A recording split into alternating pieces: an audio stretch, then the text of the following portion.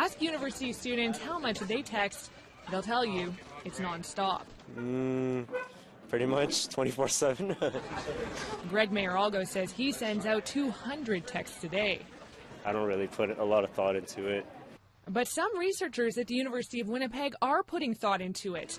In a survey of 2,300 psychology students, they found connections between heavy texting and certain personality traits.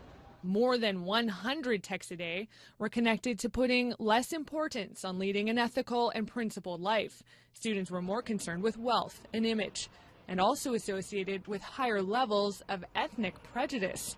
Can you say OMG? When I'm sitting down for dinner or something, or like lunch with someone, and they're always on their phone, it makes it seem like they don't value my company. So are we already shallow and texting a lot, or does texting help make us that way? Researchers say they don't know that yet, and it may not all be bad news. Professor Paul Trapnell makes calls the old-fashioned way. He doesn't own a cell phone. Yeah, bye-bye.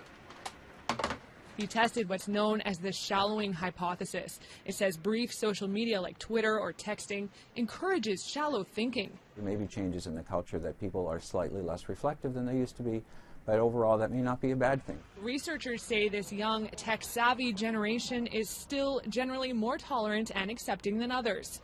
But it's enough to make some consider powering down. If you're not on your phone, you could be doing other things like studying and... Still, turning away may not be so easy for some. Consider this. 12% of students reported texting more than 300 times a day. Angela Johnston, CBC News, Winnipeg.